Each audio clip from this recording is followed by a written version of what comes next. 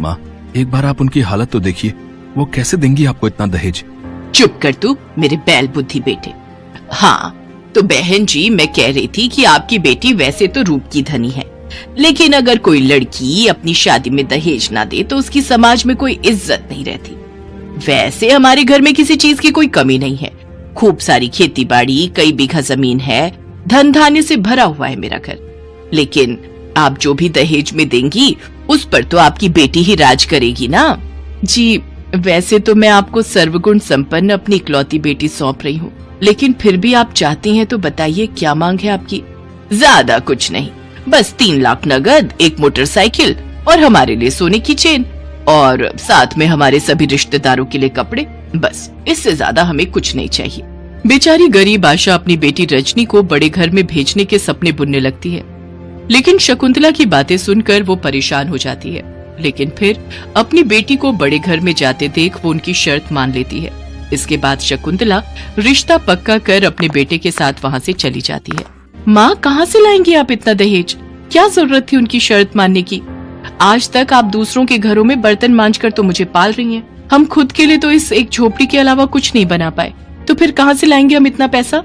तू बिल्कुल भी चिंता मत कर मेरी बच्ची, मैं नहीं चाहती जो दुख मैंने झेले वो तुझे भी झेलना पड़े। अब चाहे तेरी इस गरीब माँ का बाल बाल भी कर्जे में क्यों न डूब जाए, पर वो तुझे उस बड़े से घर में भेज कर ही रहेगी। रजनी बड़ी ही चालाकी से अपनी गरीब माँ के दुख में शामिल होने का ढोंग कर रही थी, जबकि सच तो ये है कि रजनी खुद भी ये गरीबों वाली जिंदगी काट काट कर परेशान हो चुकी थी। उधर आशा दिन रात इसी चिंता में रहने लगी कि वो कैसे दहेज के लिए इतनी रकम का इंतजाम कर पाएगी। भगवान, तूने मुझ गरीब पर बहुत से जुल्म ढाए हैं। पहले तो भरी जवानी में मेरे पति को उठा लिया और फिर इस गरीबी का बोझ सर पर डाल दिया। सारी उम्र तो लोगों के घर में कामकाज करने में निकल गई और अब बुढ़ापे में बेटी के दहेज की चिंता वो अलग। ऊपर वाले, तूने तो मेरी किस्मत कुश की कलम से लिख दे, लेकिन मैं अपनी बेटी की किस्मत को बदलना चाहती हूँ और उसे अमीर घर की बहू बनते देखना चाहती हूँ, ताकि मुझ गरीब की तरह उसे भी लोगों के घरों के जूठे बर्तन ना घिसने पड़े। हे प्रभु, मुझे कोई रास्ता दिखा। अपनी फूटी किस्मत के बारे में सोचकर आशा फूट फूट कर रोने लगती है। तभी उसकी नजर अपने घर पर जाती है और वो लाला के पास अपना घर गिरवी रख देती है। ये लो, पूरे 12 लाख हैं। अब आज से तुम्हारा घर मेरा हुआ, ठीक है? मुझे मंजूर है लाला जी, लेकिन कृपा करके मेरी बेटी की शादी और विदाई के बाद पग फेरों की रस्म तक मुझे वहाँ रहने देना। उसके बाद मैं कहीं न कहीं अपना ठिकाना ढूंढ ही लूंगी। ठीक है, इसमें मुझे कोई आपत्ति नहीं। इसके बाद आशा 10 लाख रुपए शकुंतला को दहेज के लिए दे देती है और बाकी बचे 2 लाख से अपनी बेटी की शादी कर देती है। बेटी की विदाई के बाद आशा अपने घर को देखकर फूट फूट कर रोने लगती है। फिर अगले दिन एक शानदार महंगी गाड़ी उस गरीब की कुटिया के आगे रुकती है। अपने दिन बदलने के साथ साथ रजनी का स्वभाव भी एक दिन में ही बदल गया। मेरी बच्ची, तू आ गई। मेरा कलेजा कब से तुझे अपने सीने से लगाने को तड़प रहा था। आ, मेरे गले लग जा।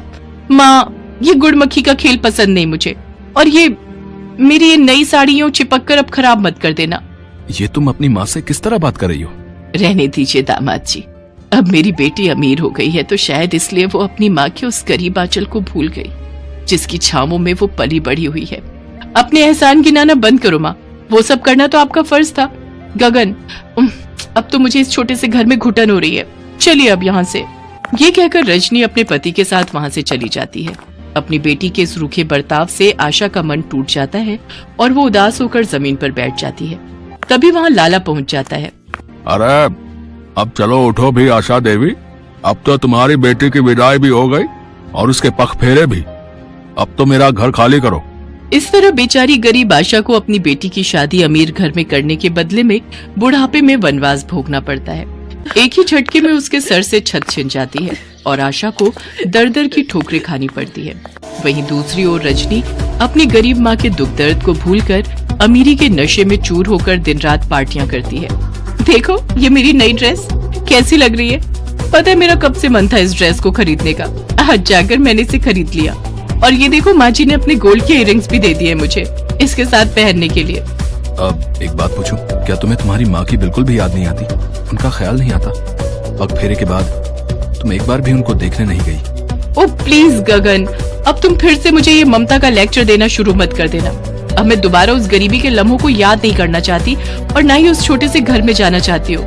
तुम जानती हो रजनी, तुम्हारी माँ ने तुम्हारी शादी अमीर घर में करने के लिए कितने दुख उठाए हैं। खुद भूखा रही होंगी, तब तुम्हारा पेट पाला होगा। बीमार होने पर भी लोगों के घरों में जाकर जूठे बर्तन धोए हैं। तुम्हारी पढ़ाई के लिए न जाने कैसे एक एक रुपया जोड़ा होगा।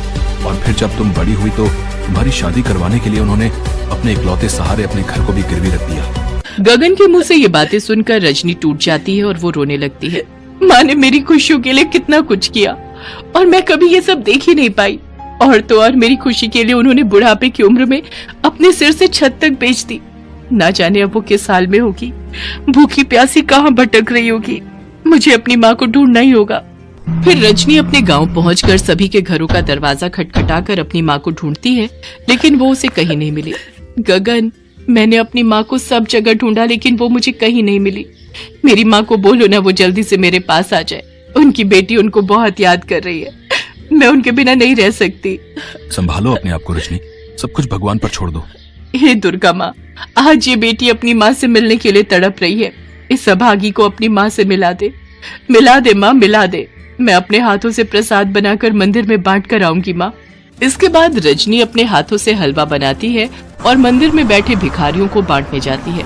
मंदिर के बाहर बैठे भिखारियों में उसकी माँ आशा भी होती है। रजनी भिखारियों में हलवा और पैसे बांट रही होती है कि तभी वो एक बूढ़े भिखारी से कहती है, ये लो बाबा प्रसाद और ये कुछ पैसे, आपके काम आएंगे। सुखी रहो बेटी। बाबा, अब यह अभागन तभी सुखी हो पाएगी जब वो अपनी माँ से मिलेगी। दुर्गा माँ से मेरी माँ के मिलने की दुआ करो बाबा। दुर्गा माँ किसी को अपने दरबार से खाली नहीं जाने देती। आज वो तुम्हें जरूर अपनी माँ से मिलवाएंगी।